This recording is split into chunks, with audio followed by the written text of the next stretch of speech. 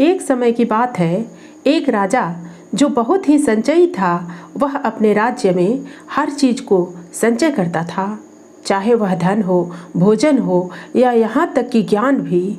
एक दिन एक ऋषि राजा के दरबार में आया और कहा, राजा, तुम्हारा संचय तुम्हारी बहुत बड़ी कमजोरी है। राजा ने पूछा, क्यों? ऋषि ने कहा, संचय से तुम्हारे पास तो बहुत कुछ होगा, लेकिन तुम्हारे लोगों के पास कुछ नहीं होगा। तुम्हारा संचय तुम्हें अकेला बना देगा। राजा ऋषि की बात माने और अपने संचय को छोड़ दिया। उसने अपने राज्य में धन और संसाधनों को बांट दिया और लोगों को खुश और समृद्ध बना दिया। राजा ने सीखा कि संचय नहीं करना ही सच्ची समृद्धि है। नमस्कार मित्रों, आज आपके लिए संचय के ऊपर एक बहुत ही सुंदर कहानी लेकर उपस्थित है। आज की कहानी है अमरूद का पेड़। मित्रों, जैसे महाजन अपने बढ़ते धन को देखकर खुश होता है, किसान अपने लहलहाते खेतों को देखकर खुश होता है, माता अपने प्रिय पुत्र को देखकर खुश होती है, वैसे ही नवीन जी अपने घर के आंगन में लगे अमरूद के पेड़ को देखकर खुश होते थे। न जाने उन्हें इस पेड़ से क्यों लगाव हो गया था। कोई 5 साल हुए उन्होंने नर्सरी से लाकर इसको पौधे के रूप में लगाया था। बड़े जतन से इसकी देखभाल करते, समय समय पर खाद पानी सब कुछ मुहैया कराते थे। समय जाते देर नहीं लगती, पेड़ भी अपने कद्रदान के घर आकर ऐसा फूला फला जैसे शुक्ल पक्ष का चंद्रमा। वर्ष दर वर्ष बढ़ता गया और कुछ ही वर्षों में फलों से लद गया। शाम को आंगन में आराम कुर्सी पर इस पेड़ के साये में बैठकर नवीन जी की सारी थकावट दूर हो जाती थी। बच्चा जवान होकर जब सुपुत्र हो जाता है तो माता पिता उसको पालने में उठाई गई सारी पीड़ा को भूल जाते हैं। ठीक यही हाल नवीन जी का इस पेड़ को लेकर था। नवीन जी, जिनका पूरा नाम नवीन चंद्र दत्ता है, अब प्रौढ़ हो चुके हैं। सर पर कुछ कुछ बाल ही नजर आते हैं, जैसे विदा लेते यौवन के अवशेष हों, परंतु उनका ललाट देदीप्यमान है तथा चेहरे से सौम्य एवं विद्वान नजर आते हैं। हृदय से अत्यंत दयालु हैं एवं उन्हें देखते ही लगता है जैसे कोई भला उपकारी आदमी हो। कॉलोनी में उनकी सबसे अच्छी मित्रता है। दरअसल उनके सहज स्वभाव के कारण लोग उनसे अक्सर मिलने आते थे। सबके दुख सुख में बढ़ चढ़कर काम आते थे। शादी हुए कोई 20 वर्ष हो गए। एक बेटा और एक बेटी है, मुकुल एवं मालती। पत्नी शालिनी समझदार एवं व्यवहारिक है, पर उन्हें मूर्ख ही समझती है। उसे अच्छी तरह से मालूम है कि मेरे पति देव को सभी मूर्ख बनाते हैं, सभी उनकी झूठी तारीफें करते हैं एवं कलेक्टरेट में इनकी नौकरी के जरिए काम निकालते रहते हैं। उनके बच्चों का नज़रिया भी अपने पिता के बारे में ऐसा ही है। नौकरी करते 20 वर्ष हो गए, अभी भी बाबू ही हैं। प्रमोशन के नाम पर हर बार धत्ता। प्रमोशन परिणाम के दिन हर बार मुंह लटकाए घर चले आते हैं। पूछने की ज़रूरत नहीं है, उनका चेहरा ही उनका दर्पण है। नवीन जी चुपचाप सह लेते हैं यह सब। उन्हें मालूम है कि भले एवं अच्छे इंसान के लिए इस दुनिया में वितृष्णा के अतिरिक्त कुछ नहीं है। उनकी खुशी तो उनके आत्मसंतोष में ही छिपी है। इस बार सीजन में अमरूद के पेड़ पर बहुत फल आए। पेड़ जैसे अमरूदों से लद गया। टप टप करके ऊपर से ढेर सारे अमरूद सुबह गिरते तो नवीन जी उन्हें धोकर कुछ घर में रखते, कुछ तुरंत ही कॉलोनी में भिजवा देते। घर से बाहर निकलते तो लोग कह ही देते, भाई नवीन जी, आपके पेड़ जैसे मीठे अमरूद तो कभी नहीं खाए। नवीन जी को इससे एक भीतरी खुशी मिलती थी। शायद अमरूद का पेड़ भी इसे कहीं से सुन लेता था, प्रशंसित होकर बढ़ चढ़कर फल देता। सुबह शाम पेड़ पर न जाने कितने पंछी, कोयल, कौवे, कबूतर, मोर आते थे एवं फल खाकर जाते थे। कॉलोनी के बच्चे तो उस पेड़ के इर्द गिर्द ही रहते थे। उन्हें तो जैसे स्वर्ग मिल गया था। उन्मत्त शैशव को और क्या चाहिए। सबको मालूम था कि नवीन जी कुछ नहीं कहने वाले। ऑफिस से आते जाते इन बच्चों को देखकर नवीन जी का हृदय भीग जाता। लगता उनके जीवन से कोई एक छोटा सा अर्थ निकल आया हो।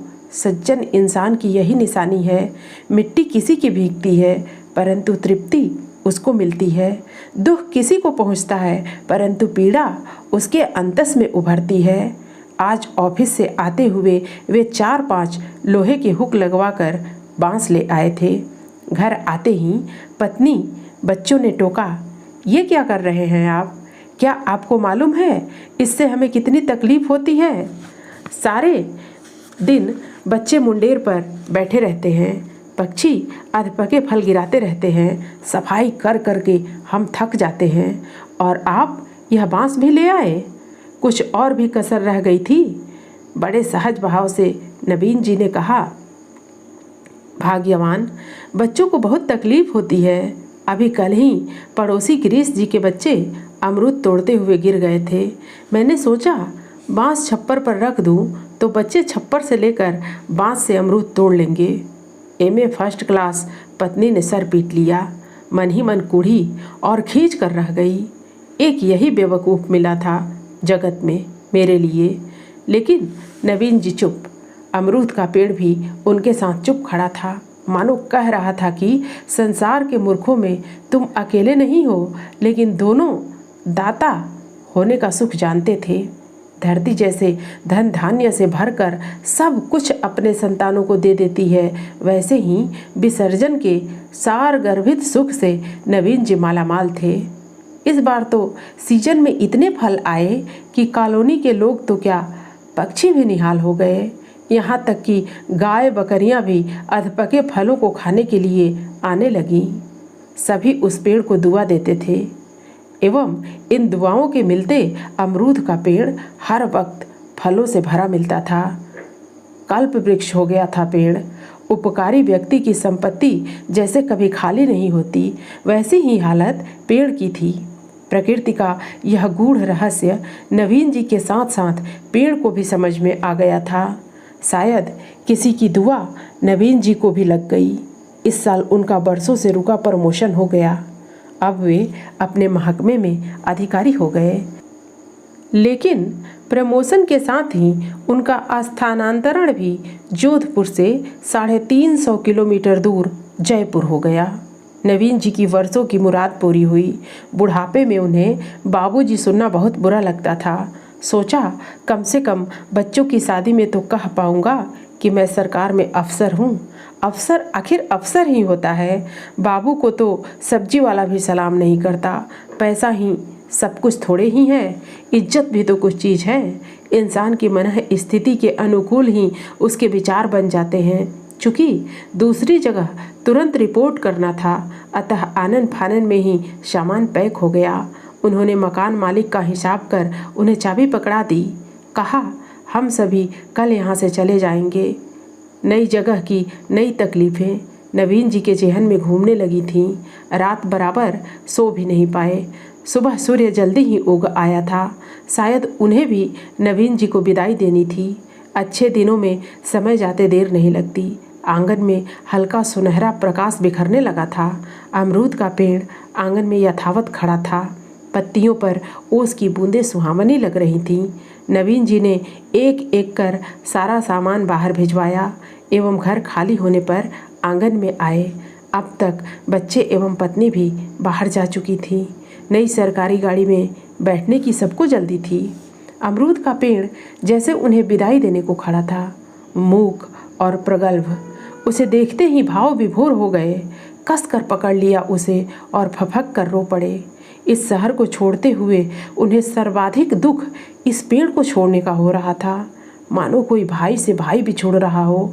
संभल कर उन्होंने उस पर प्यार से हाथ फेरा, जैसे उसे समझा रहे हों कि इस जीवन में कौन हमेशा साथ रहा है। हर रिश्ते की एक उम्र होती है, शायद तुम्हारा मेरा इतना ही साथ हो। नवीन जी शायद वहीं खड़े रहते, पर बाहर से बिटिया की आवाज़ सुनकर चौंके।